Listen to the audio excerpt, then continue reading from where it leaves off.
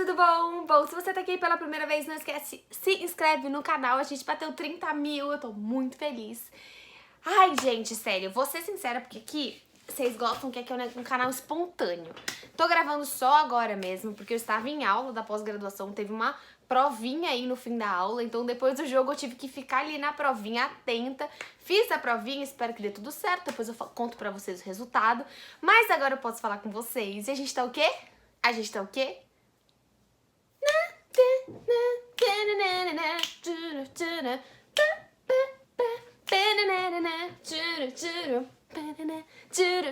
Classificados, classificados. Que jogo! Eu tô mais tranquila agora porque já são 15 para as 11, já tem um tempo legal que o jogo terminou.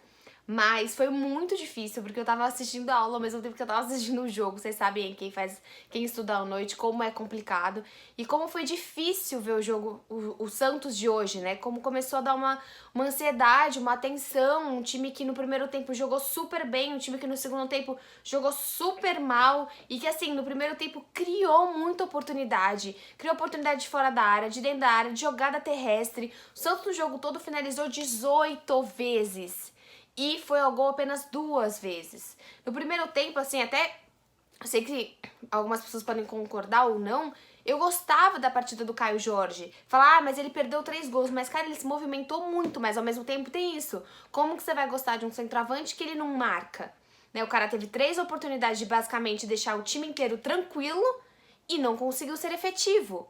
E aí você tem, mas assim, pra mim, o jeito que ele corre, o jeito que ele volta pra defender, o jeito que ele volta na marcação é muito melhor do que quando a gente tinha o Gabriel, quando a gente tinha mesmo o Ricardo Oliveira. Esse tipo de centroavante, eu gosto da movimentação que o Caio Jorge faz no ataque, porque ele é muito importante também na hora de voltar. Mas eu compreendo, eu sei que vocês vão escrever isso aí, faz todo sentido. Não dá pra você ter um centroavante que tenha essa mobilidade, mas que não tenha finalização, não seja efetivo. Concordo 100% com vocês, que eu já sei que vocês vão brigar comigo, mas eu acho que é uma coisa muito mais aprimorável você melhorar a finalização de um jogador do que você fazer com que ele tenha um sentimento coletivo e que jogue pelo time. Então eu acho isso realmente importante, uma característica que eu gosto do Caio Jorge. O Santos entrou em campo hoje com o John, né, pouco questionado aí a utilização do John no final de semana. Eu até preferiria que tivesse utilizado o João Paulo, porque, por exemplo, agora no clássico contra o Palmeiras, ele vai usar quem? Ele vai cansar novamente o John, ou ele vai, até que goleiro não tem tanto isso, né? Mas você vai simplesmente apagar o histórico do João Paulo, que veio bem aí o ano inteiro. Então eu acho que vai ser uma complicação pro Cuca e pro Cuquinha. Lembrando que por conta dos exames da Conmebol, do regulamento da Conmebol, o Cuca não esteve hoje presente. E eu acho que a gente deu pra sentir bem, né? A diferença técnica, até de ousadia, né, desses dois perfis, do Marcelo e do Cuca / Cuquinha. Bom, continuando. John Pará, Veríssimo, Lopérez, Felipe Jonathan, Alisson, Pituca, Soteldo, Lucas Braga, Marinho e Caio Jorge.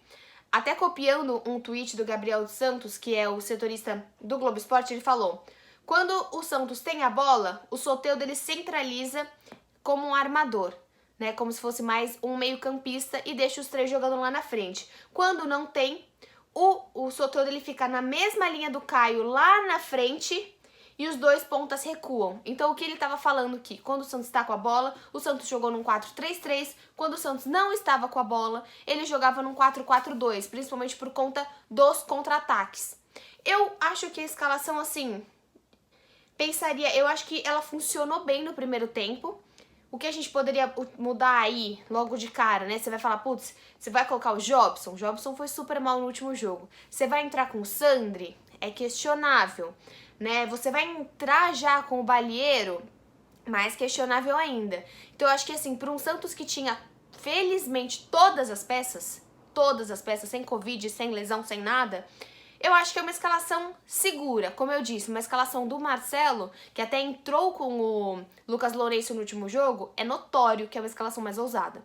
E o time do Santos, ele entra com o Pará, que nas laterais o Pará e o Felipe Jonah, que não tem muito pra onde fugir, só se você utilizasse o Maddison, mas eu achei justíssima a utilização do Pará. Pará muito bem, pra mim assim, a experiência mostrou de novo, Pará ajudando muito, correndo muito, ajudando no ataque, voltando pra marcar. Até o melhor da partida foi o Marinho, mas eu consideraria dar pro Pará muito pela questão da função dele, da experiência dele, da importância dele dentro de campo. Gostei novamente da partida do Pará. O Veríssimo e o Lô Pérez foram sim uma zaga segura, até porque o primeiro, até anotei aqui, o primeiro chute da LDU foi lá pros 26 minutos. Foi assim, o Santos passou muito tempo com a bola, a primeira meia hora de jogo do Santos foi excepcional. Foi excepcional, teve uma primeira chegada e o Felipe Jonathan isolou. Teve uma que o Soteldo foi meio fominha e chutou super fraco. Tiveram várias tentativas, como eu falei, da LDU. Até falaram, gente, simplesmente a LDU não consegue chegar. A LDU não passava do meio de campo até 30 minutos do primeiro tempo. Foi um Santos de domínio, um Santos de controle. Só que eu não sei, o Santos a gente já vem dizendo aqui que não vem jogando tanto em casa. Eu não sei se o time cansou. E é claro, a gente teve o gol, né, assim... O gol que foi um pouco questionável, né? Acabou sendo olhado pelo VAR no segundo tempo. E depois do gol, sinceramente, assim, o Santos apagou.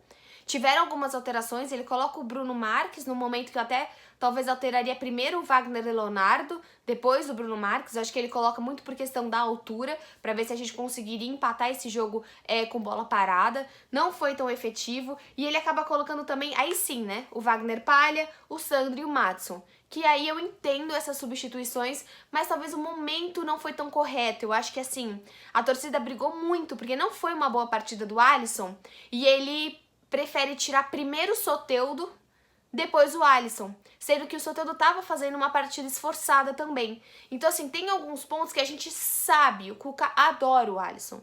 O Cuca, se não tivesse a Covid, a gente nunca teria o Balieiro jogando nesse time. Porque tem certas peças que o Cuca tem esse certo carinho e essa certa insistência, que a gente também pode chamar assim. Mas, bom, além de tudo, assim, foi um jogo muito complicado pro Santos na questão de segundo tempo. A gente provavelmente vai jogar contra o Grêmio. O Grêmio vai jogar na quinta-feira contra o Guarani. E foi 2-0 pro time do Grêmio fora de casa. Então, assim... Futebol é futebol, mas a tendência é que sim, a gente jogue contra o Grêmio. O Grêmio não perde desde o jogo na Vila Belmiro, que foi um jogo bem complicado, cheio de VAR, cheio de cartões, mas eu acho que o Santos tem total condição de fazer bons jogos.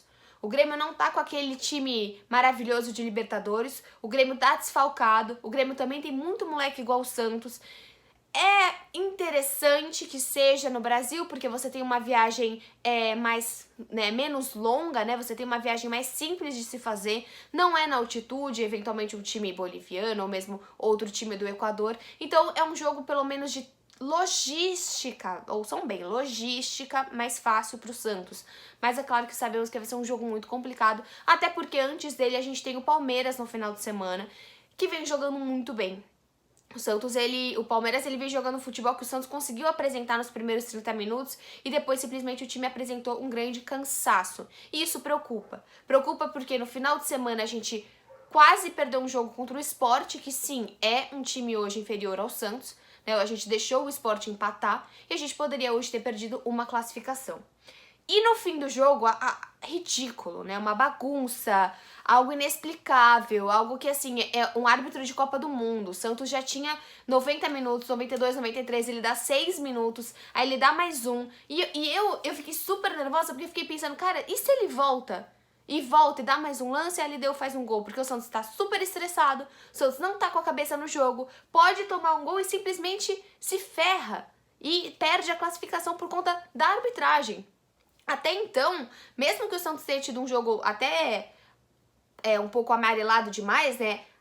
Teve o Alisson, teve o Soteldo, teve o Wagner Leonardo, teve até o John, né? Depois nessa confusão final. Mas era um time estressado. E muito também, se você for olhar o gol da LDU, poderia ter sido evitado pelo Alisson, que foi um volante que naquele momento, o quê? ele já estava com cartão, ele já estava amarelado. Então fica o time com medo. Não é simplesmente o fato de você tomar um cartão, mas tomar um cartão numa Libertadores é complicadíssimo. E quando ele para aquele jogo, meu medo é ou ele vai voltar, a gente pode tomar o gol, ou ele vai expulsar o Veríssimo. Porque na hora da falta do cara... Ai, coçando. Na hora da falta em cima do John, o Veríssimo que vai peitar lá, sei lá o quê. Meu, se ele expulsa o Veríssimo, lascou. Porque assim, é o nosso melhor zagueiro. Então eu acho que tem muita coisa pra se pensar, tem um psicológico pra gente melhorar, mas o Santos tá de parabéns sim por essa classificação. Olha o nosso time, olha o investimento, olha a bagunça política que foi esse ano, olha a bagunça interna que é o Santos Futebol Clube. E eu reafirmo, gente, quinta-feira no canal vai sair a entrevista com o Daniel Cury. Além dele, tem o Milton aqui, tem o Rueda nesse canal, tem o Fernando Silva, tem o Agostinho. Gente, tem todas as entrevistas pra vocês olharem. Tem uma playlist chamada Eleições 2020 ou 2021, não sei se eu coloquei pra esse ano ou pro próximo, acho que é 2021. Vocês vão achar? Estudem sobre o seu voto, tá? Porque assim, se o Santos jogasse um pouco menos pensando na crise e mais pensando em bola, a gente com certeza estaria mais longe, principalmente no Campeonato Brasileiro. Então é isso. Tô muito feliz. Tô orgulhosa do meu time, tô orgulhosa de ser santista. Ah, mas o segundo tempo foi tenebroso. Foi. O ano do Santos é tenebroso. A gestão foi tenebrosa. Então isso é só um reflexo do que tá acontecendo. Por isso que esse time tá de parabéns por tudo que tá passando. E pra mim, como eu falei, né, o pior em campo acaba sendo o Alisson. E o melhor em campo nesse jogo eu dou pro Pará novamente, porque eu acho que ele fez a diferença. E vocês, o que vocês acham? Parabéns pra nós. Até as quartas de final, até domingo, né? Eu ainda vou postar outros vídeos essa semana, porque eu não vivo sem vocês. Mas a gente se vê até domingo no Clássico e depois nas quartas de final. E bora dinheirinho pro bolso, né? Ah, já finalizei, mas vou voltar, porque é Assis, canal espontâneo. Santos, lindo, vai embolsar essa grana, que eu acho que são 7 milhões de reais, eu confirmo pra vocês. Eu quero transparência. Eu quero salários pagos. Porque você não coloca a torcida pra fazer vaquinha, você não junta 1 milhão de reais e depois não mostra pra onde foi.